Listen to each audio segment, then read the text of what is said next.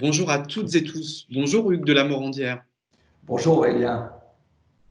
Vous êtes CEO de l'agence Varenne et spécialiste de l'immobilier résidentiel de prestige. J'ai une toute première question, c'est avec l'apparition du Covid-19, comment se comporte le marché du résidentiel de luxe à l'international?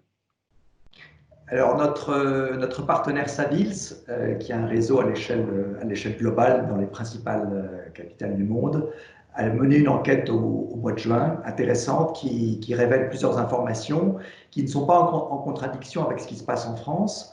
D'abord, la grande majorité des acquéreurs et des vendeurs n'ont pas renoncé à leur projet. Et dans certains cas, comme chez nous, l'expérience du confinement a généré de nouveaux projets, de nouveaux besoins. Ensuite, il y a un décalage, évidemment, on pouvait s'y attendre, entre la perception du marché entre acquéreurs et vendeurs. Les vendeurs tablent sur une stabilisation des prix, compte tenu que dans les grandes capitales dont on parle, la demande reste toujours importante. En revanche, les acquéreurs estiment que le marché va entamer une baisse progressive des prix. Il y a évidemment l'absence des étrangers a frappé tous ces marchés. Si on prend l'exemple de Londres, évidemment, dont l'hypercentre de Londres est beaucoup plus international que Paris, l'impact du Covid est évidemment beaucoup plus important. Vous avez ensuite, comme en France, une anticipation d'un rebond. On a eu notre période de rattrapage, qui était la phase 2, donc depuis le 11 mai. Il y a une anticipation d'un rebond de cette clientèle internationale qui devrait intervenir au moment où la circulation sera de nouveau possible. Et ensuite, il y a une tendance intéressante aussi, c'est-à-dire que je pense que les avis des personnes concernées, à 70% considèrent que le marché pourrait reprendre une dynamique haussière à l'échelle globale à partir de 2022. Ce qui veut bien dire qu'il y a aussi une anticipation que nous allons rentrer dans une période avec des incertitudes et des turbulences, mais qu'à l'horizon 2022, il y aurait une perspective de stabilisation, voire de reprise sur ces marchés. Avant cette crise sanitaire, je me souviens, on s'était rencontrés en tout début d'année. Le marché résidentiel de luxe parisien et même sur la région PACA fonctionnait très très bien. Qu'en est-il de la France, notamment auprès des investisseurs étrangers, des clients étrangers? Est-ce qu'ils sont toujours présents avec ces règles sanitaires et où en fait ils ne peuvent plus forcément prendre l'avion pour venir visiter des biens à Paris ou sur la région Méditerranée? Et est-ce qu'à l'inverse, les Français sont plus présents? Est-ce qu'ils reprennent donc des parts de marché sur le marché d'immobilier de luxe français? Alors, pour les étrangers, comme vous l'avez dit, effectivement, les étrangers, ils ne peuvent plus venir en France, mais on les voit se manifester et on peut mesurer à travers les grandes plateformes internationales, notamment celle de Savills, qu'il y a une attractivité qui est intacte pour la France. Et ça, c'est un phénomène très intéressant. Donc, ça devrait se concrétiser au moment où les restrictions seront levées, mais la France, dans le contexte global, est perçu aujourd'hui comme un must et une valeur sûre.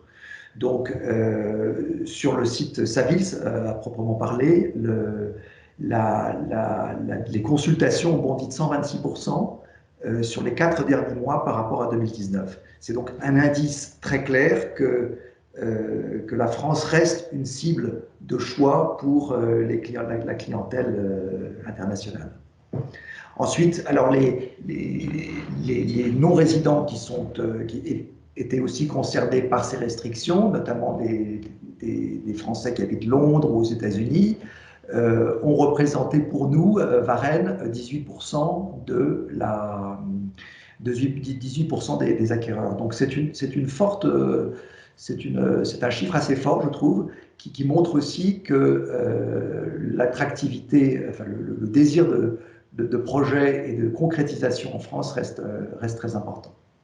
Pour les Français, évidemment, vous parliez de part de marché, les Français, quelque part, se frottent les mains parce qu'ils ne sont pas concurrencés par la clientèle étrangère, c'est vrai.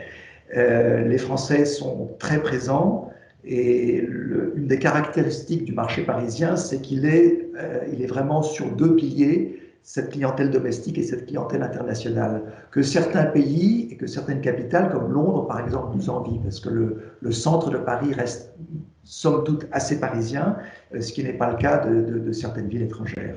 Donc ça veut dire que le marché est résilient, puisque quelque part cette clientèle française démontre son appétit, et ça sur quasiment tous les segments, les segments de biens. Hugues, si la demande est énorme pour ce type de produit en immobilier de luxe résidentiel, est-ce que l'offre peut suivre?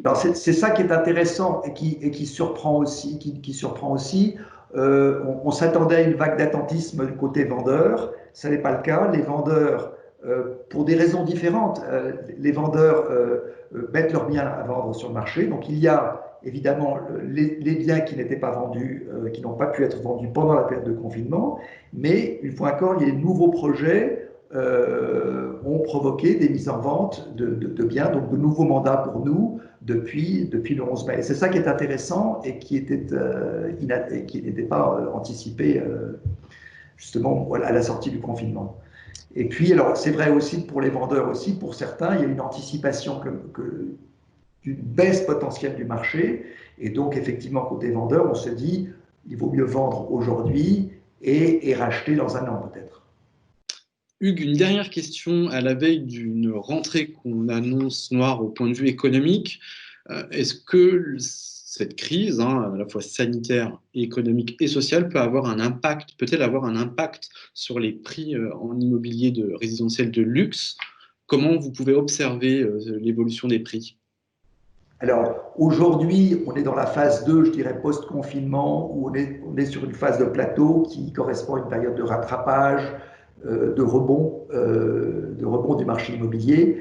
À partir du mois de septembre, il est clair que si on est dans un climat économique et social plus dégradé, la confiance évidemment sera touchée, et on peut anticiper à partir de ce moment-là une baisse des projets, une baisse des acquisitions et mécaniquement donc une baisse des prix.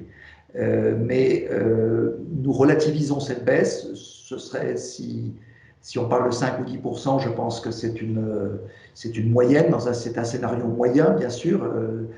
Je crois qu'il faut dire que personne n'avait prévu cette crise sanitaire. Je crois qu'il faut être aussi très, très humble, et je pense qu'on ne peut pas pour l'instant prévoir quoi que ce soit par rapport à la rentrée du marché.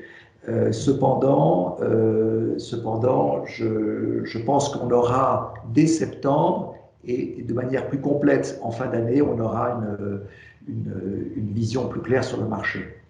On se donne rendez-vous à ce moment-là alors pour faire une étude globale sur l'année écoulée. Absolument. Merci Absolument. Hugues de la Morandière pour votre participation. Merci Aurélien, merci beaucoup.